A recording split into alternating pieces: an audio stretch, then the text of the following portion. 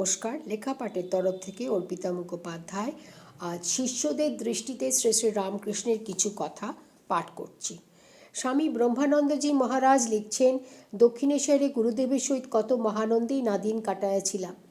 তাহার সহিত কি অসংকোচ ব্যবহার না আমি করিয়াছি। একদিন অর্ধবৃত্তাকার পশ্চিমের অলেন্দে আমি তাহার দেহে তৈলমর্দন করিতেছিলাম। কোনো একটা কারণেই তাহার ওপর রাগ প্রকাশ করিয়াছি। তৈলের বোতল দূরে নিক্ষেপ করিয়া আমি দূরে সরিয়া গিয়াছিলাম। ভাবিয়াছিলাম আর তাহার কাছে আসিব না। মন্দির হইতে বাহির হইয়া আমি যদু মল্লিকের বাগান বাড়ির কাছে আসিলাম। সেইখান হইতে আর অগ্রসর হইবার আমার শক্তি হইল না। সেইখানেই বসিয়া পড়িলাম। ইতিমধ্যেই তিনি আমাকে ফিরাইবার জন্য রকে পাঠাইলেন। আমি ফিরিয়া আসলে তিনি বলিলেন, কি দেখলি, যেতে পারলি? একদিন আমার মনে পাপ চিন্তা প্রবেশ করিল। আমি গুরুদেবের কাছে যাইবা মাত্রই দূর হইতে তিনি আমার মনের ভাব বুঝতে পারিয়া বলিলেন, ওরে, তোর মনে পাপ ঢুকে তোর মনকে চঞ্চল করে তুলেছে। বলিতে বলিতেই তিনি আমার মাথায় হাত রাখিয়া আশীর্বাদ ছলে অস্পষ্ট ভাষায় কি যেন উচ্চারণ করিলেন। 5 মিনিটের মধ্যেই আমার মনের সেই ভাব কাটিয়া গেল। আরও একদিন কলকাতা হইতে আমি ফিরিবার পর তিনি বলিলেন, ওরে, তোর দিকে আমি চাইতে পারছি না কেন? কোনো অন্যায় কাজ কিছু করেছিস? আমি বললাম, না, কিন্তু একটা মিথ্যে কথা যে বলিয়াছিলাম তাহা তখন ভুলিয়া গিয়াছিলাম। তিনি আমায় জিজ্ঞাসা করলেন, তুই কোনো মিথ্যে কথা বলেছিস? তখন আমার মনে পড়ল, সত্যি আমি মিথ্যা কথা বলিয়াছিলাম।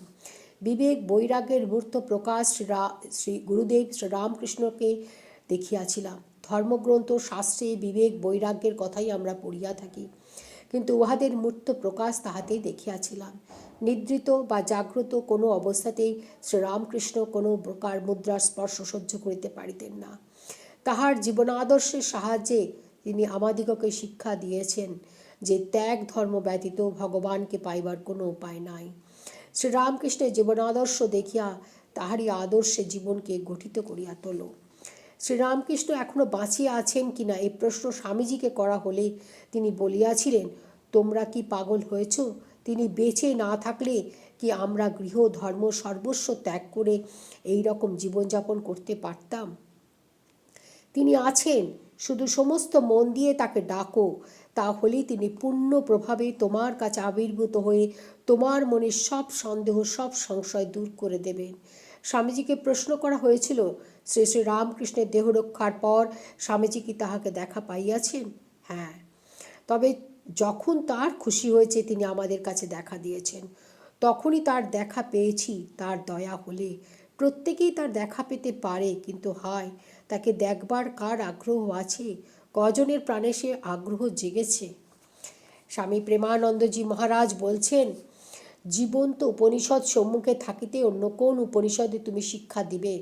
গুরুদেবের জীবনী জাগ্রত দীপ্তিময় উপনিষদ।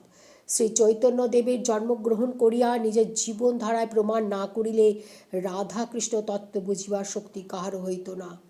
সেই রকম উপনিষদ প্রকৃত তত্ত্ব গুরুদেবের মধ্যেই জাগ্রত, কিন্তু তিনি কোনো দিন উপনিষদ বা অন্য কোনো শাস্ত্র পাঠ করেন নাই। অথচ মজা এই যে অতি সূক্ষ্মতম জটিল সত্যগুলি তিনি কত সহজ সরলভাবে ব্যাখ্যা করিয়াছেন। তুমি যদি বেদ অধ্যয়ন করিতে চাও তো তোমাকে ব্যাকরণ মুখস্থ করিতে হইবে।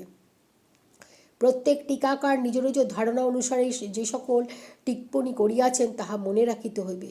অসংখ্য টিকাকার বেদের ভাষ্য প্রণয়ন করিয়াছেন, কিন্তু কেহই শেষ সিদ্ধান্তে উপনীত হইতে পারেন নাই। আমাদের গুরুদেব অতি সহজ সরল ভাষায় বেদের সকল তত্ত্ব কেমন চমৎকার বুঝা দিয়াছেন। তোমার সম্মুখে যখন সজীব উৎস ধারা অবস্থিত, তখন জলের জন্য কূপ খননের প্রয়োজন কোথায়? স্বামী অদ্ভুতানন্দজি মহারাজ বলছেন, গুরুদেব আমাদের প্রত্যেকে এমন প্রাণ ভরিয়া ভালোবাসিতেন যা আমাদের মধ্যে প্রত্যেকেই ভাবিতাম তাকেই তিনি সর্বাপেক্ষায় বেশি স্নেহ করেন। যত দিন যাইতেছিল আমার গুরুদেবের মহত্ব গৌরব ততই উপলব্ধি করিতেছিলাম। তিনি মানব দেহধারী ভগবান, তাহাতে যাবতীয় দেবদেবী বিদ্যমান। শ্রী মহেন্দ্রনাথ গুপ্ত মহাশয় বলছেন, এমন প্রেম, এমন জ্ঞান, এমন রিপুজয় এবং সমদর্শিতা আমি কোথাও কাহার মধ্যে দেখি নাই। ভগবান স্বহস্তে আমাদের ঠাকুরকে গড়িয়াছিলেন। ভগবানের সমগ্র শক্তি তাহাতে সমর্পিত হইয়াছিল। আমার ধারণা যীশুখ্রিস্ট, চৈতন্য এবং শ্রী শ্রী রামকৃষ্ণ একই। প্রণাম।